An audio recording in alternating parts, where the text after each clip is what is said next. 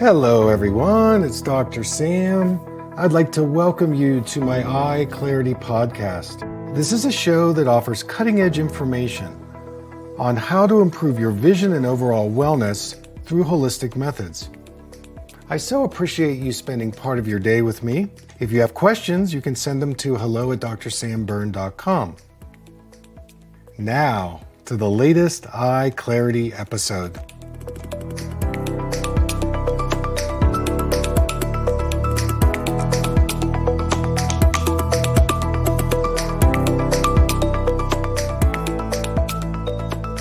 Hey everybody, it's Dr. Sam and I want to welcome you to my EyeClarity podcast. So as you can tell, I'm on my morning walk today. I want to take a question from a listener. I'm hiking in the Carson National Forest near Taos Ski Valley. And one of the things that we talk about as skiers in the winter is Taos is the four-letter word for steep. So when you get to the ski area, all you see are these huge mountains and you go, oh my goodness, I can never ski this. But once you get over the lift, actually there's a lot of really gentle, moderate runs, and it's a great place to be any time of the year. So let's get to the question. This is a listener who has a condition called macular bleed. So her macula is bleeding. So just to remind you, the macula is the center part of the retina. It has the highest concentration of cones. It's where we see detail and color vision, and it's very vulnerable because there's no blood vessels that grow or come near the macula. But in this particular case, if the macula is starting to starve from getting the nutrients it needs, then it starts creating its own blood vessels. We call this process angiogenesis, and it's a condition that's related to things like diabetic retinopathy, wet macular degeneration. It is a very serious condition. You need to go to your eye doctor and get treated immediately. Now, the treatments. You may need to get some laser surgery if the bleeding is really out of control. This is something you're going to have to discuss with your eye doctor.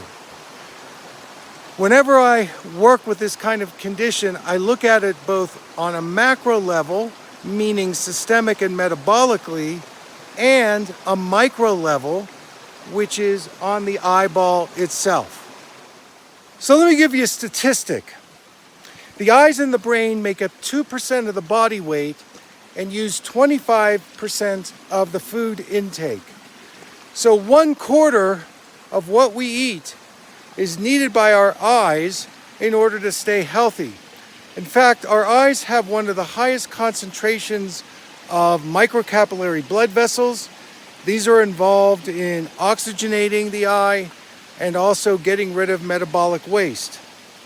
Another thing to note about the retina is that it is made up of about 50% of fatty acids. This is why functional medicine doctors talk about the value of omega-3, especially the DHA part of omega-3, for retina health, brain health, and so on. Another thing to note about the retina is that it has a very high concentration of mitochondria. So I want you to remember that. So I'm going to come back to mitochondria in a minute. We know that mitochondria helps in the production of ATP. ATP is an energy that, again, helps get rid of oxidative stress, free radicals, and it helps reduce inflammation. So I think the first place to start with this condition, after you've gotten a diagnosis from your eye doctor and you may or may not get treatment, is to go to a functional medicine doctor and start to look at your glucose levels. How much carbohydrates you're eating, what's your dietary absorption like, do you have any toxicities like mold or heavy metal toxicities. All of these factors can affect the integrity of the retina and the macula. Now remember, in a macular bleed, we call this angiogenesis. Your macula is so starved for its nutrients that it's producing these fragile blood vessels as a way to get nutrients to the macula. But what's happening is because the blood vessels are fragile, this creates hemorrhaging, bleeding, fluid behind the eyes, behind the macula, and this is where you've got to start looking at this systemically and metabolically. Also, if you're living with inflammation in your body, this is another risk factor. And another condition that you have to take a look at is how well you are absorbing your fat-soluble nutrients like vitamin A, lutein, zeaxanthin, and so on.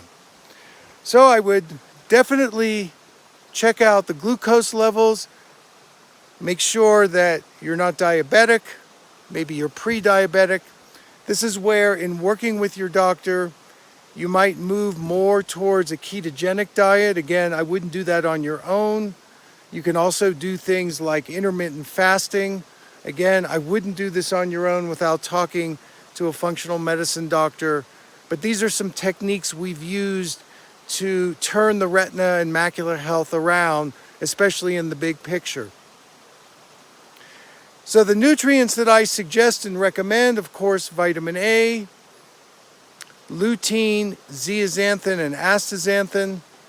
I love using things like grapeseed extract, saffron. Saffron's a very powerful antioxidant that really helps macular health. Curcumin is another powerhouse that can help your retina health. And things like bilberry and ginkgo. Now, if you're on a screen, of course, you want to be protecting your eyes from the damaging blue light. That is obvious because if you're exposed to blue light, especially long term, and you've got a weakness in your eye, you're not getting enough of the nutrients there, remember, blue light's going to dry out those tissues. It's going to create imbalance in the retina macula area. And then from there, this is where some of the hemorrhaging can occur. I have definitely seen people's retinas get a lot better when they improve their diet. Diet and vision are so connected. Some other things to consider might be getting some acupuncture. If you've had any trauma, car accidents, falls on your head, anything like that in terms of the traumatic world, I would consider some craniosacral therapy. And don't wear progressive lenses if you've got some macular problems, because when you wear a progressive lens, this actually splits your vision into tiny compartments, and really the only part of your retina you're using is the macula area. So I want to thank you so much for the question. I wish you the very best. And that's our show for today. Thanks so much for tuning in. Take care.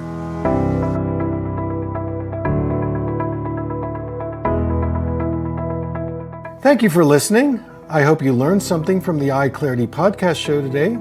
If you enjoyed the episode, make sure to subscribe on iTunes or Spotify and leave a review. See you here next time.